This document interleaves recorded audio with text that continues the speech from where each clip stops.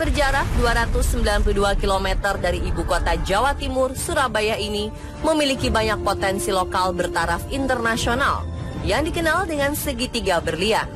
Segitiga ini merupakan campuran antara gunung, pantai, dan area perhutanan yang berisikan flora dan fauna langka. Salah satu yang paling terkenal dari Banyuwangi adalah Alas Purwo. Secara geografis, Taman Nasional Alas Purwo berlokasi di Kecamatan Kalipuro, Kabupaten Banyuwangi. Tepatnya di perlintasan jalur antara Banyuwangi dan Situbondo dari arah Pelabuhan Ketapang. Dari kota Banyuwangi, kita harus menempuh jarak sekitar 14 km ke arah utara. Sebelum ditetapkan sebagai Taman Nasional, tempat ini berstatus Waka Marga Satwa Banyuwangi Selatan dengan luas 43.420 hektar dan ketinggian 322 meter di atas permukaan laut. Sebagai hutan hujan alami di Pulau Jawa, terdapat 580 jenis flora dan fauna yang tersebar di seluruh penjuru hutan. Taman Nasional Alas Purwo terbagi menjadi 4 zona, yaitu zona inti, zona rimba, zona pemanfaatan, dan zona penyangga. Fauna di Taman Nasional Alas Purwo ini antara lain banteng, rusa, ajak, babi hutan, kijang, macan tutul, lutung, kera abu-abu, dan biawak. Di sini terdapat pula 236 jenis burung darat dan burung air. Beberapa varian burung seperti ayam hutan, kangkareng, rangkok, merak, dan cekakak Jawa.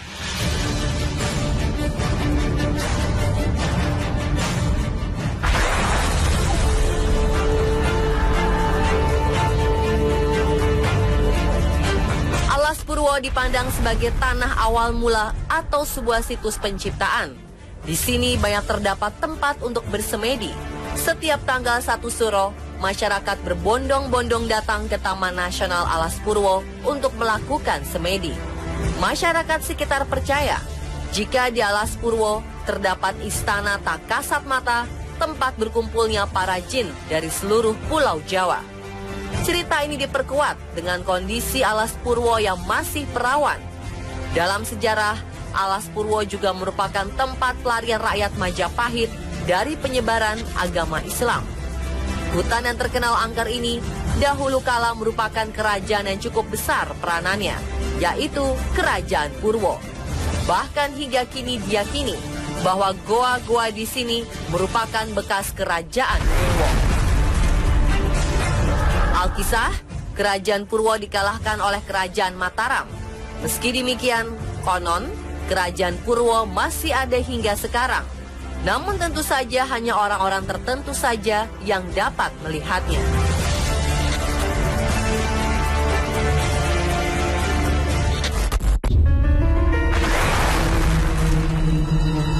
Memasuki wilayah Alas Purwo, aura mistis langsung terasa ketika melihat rimbunnya pepohonan. Menurut penglihatan orang awam, tempat ini hanyalah taman nasional yang kaya akan flora dan fauna.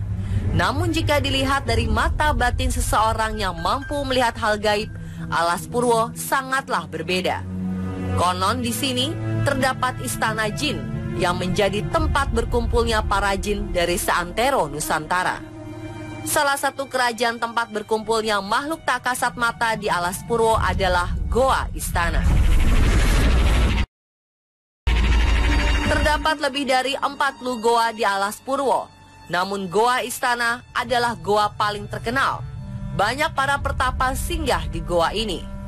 Untuk menuju ke Goa Istana dari tempat pemberhentian kendaraan pribadi, pengunjung harus berjalan sejauh kurang lebih 2 km menyusuri hutan yang dipenuhi dengan pohon bambu berjenis bambu jajang.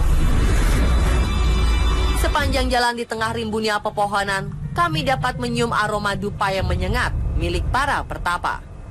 Di depan pintu Goa Istana, ada sekitar 25 anak tangga yang harus dilewati. Suasana mistis langsung menyergap ketika memasuki pintu goa. Suasana sepi dan gelap tanpa penerangan ditambah aroma dupa yang menusuk semakin menambah kesan mencekam. Tak bisa dipungkiri, Ratusan, bahkan ribuan orang telah datang ke goa ini untuk tujuan tertentu. Puncaknya ketika mendekati tanggal 1 Suro. Semakin banyak orang yang datang ke goa istana, sehingga setiap sudutnya dipenuhi oleh orang yang sedang menjalankan ritual. Di dalam goa terdapat benda seperti sebuah meja dengan bendera merah putih di sekitarnya. Konon, makna bendera merah putih ini karena Presiden pertama Indonesia, Insinyur Soekarno, pernah mendatangi goa istana untuk mencari ketenangan. Tujuan pelaku ritual pun bermacam-macam. Selain meminta berkah agar keinginannya tercapai, para pengunjung yang datang juga mencari benda pusaka seperti keris, batu delima, dan batu-batuan lainnya.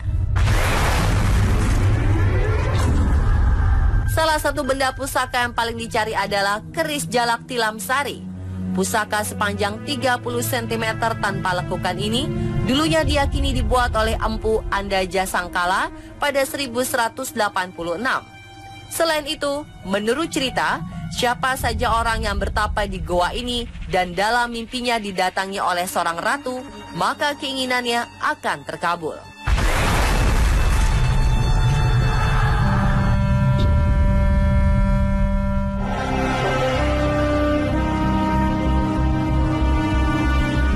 Tak jauh dari goa istana, ada sebuah sendang yang dinamakan Sendang Putri. Menurut legenda, tempat ini adalah tempat pemandian para bidadari dari pantai selatan. Dikisahkan para bidadari mandi di sendang ini tepat di malam 1 Suro pukul 5 hingga 6 sore. Goa istana bukanlah satu-satunya tempat yang sering dikunjungi oleh mereka yang berlaku ritual di Alas Purwo. Sebuah makam yang terletak di tepian Alas Purwo ini pun cukup sering dikunjungi. Inilah makam Mbah Dowo atau makam 7 meter. Makam yang ditemukan sekitar 1960 ini konon bukan berisi jasad manusia, melainkan sebuah benda pusaka berbentuk tombak. Menurut kisah, tombak ini milik Empu Barada yang dititipkan kepada Suryo Bojonegoro untuk diserahkan kepada Raja Klungkung sebagai alat untuk melawan seorang janda berilmu hitam bernama Calon Arang. Akan tetapi Suryo Bojonegoro melanggar amanah dan membuka tempat pusaka ini sebelum sampai di Istana Klungkung. Hal itu membuat tombak pusaka sepanjang 7 meter kembali ke tanah tanpa bisa diambil kembali. Suryo Bojonegoro kemudian menghabiskan sisa hidupnya untuk menjaga tombak. Konon, pusaka yang ada di dalam makam ini memiliki kekuatan yang sangat tinggi sehingga menciptakan energi positif di sekitarnya. Setiap hari banyak orang berkunjung ke makam Mbah Dowo untuk melakukan sebuah ritual yang diyakininya. Namun secara wujud nyata, tombak tersebut diyakini sudah tidak ada.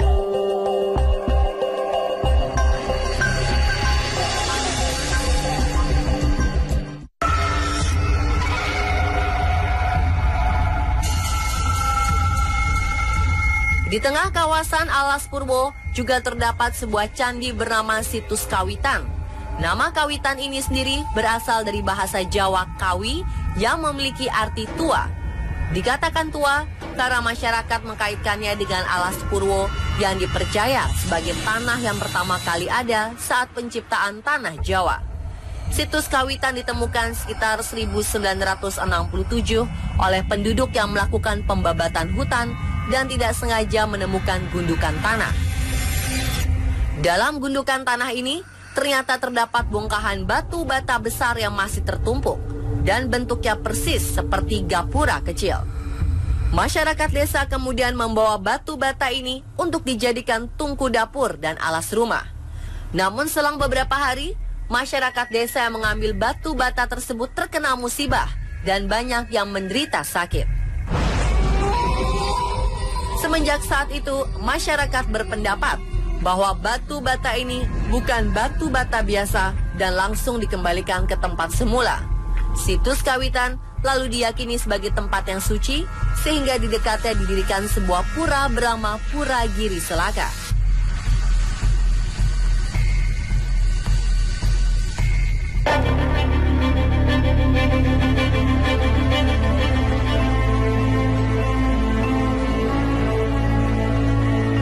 Predikat sebagai tempat bersemedi ataupun mencari pesugihan melekat di Alas Purwo.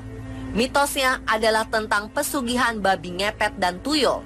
Selain Goa Istana, Alas Purwo juga diyakini memiliki 9 goa yang tak dapat dilihat secara kasat mata.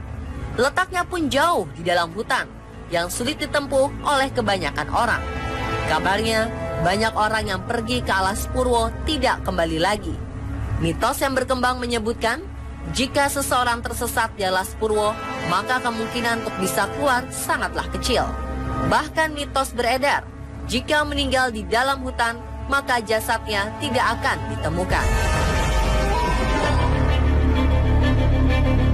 Benarkah demikian? Dan bagaimana ini bisa terjadi? Adakah penjelasan logis terkait dengan peristiwa-peristiwa mistis di Alas Purwo? Predikat kota santet juga telah melekat di kota ini. Bagaimanakah kisah sebenarnya? Saksikan kelanjutan kisah misteri kota Banyuwangi besok di jam yang sama.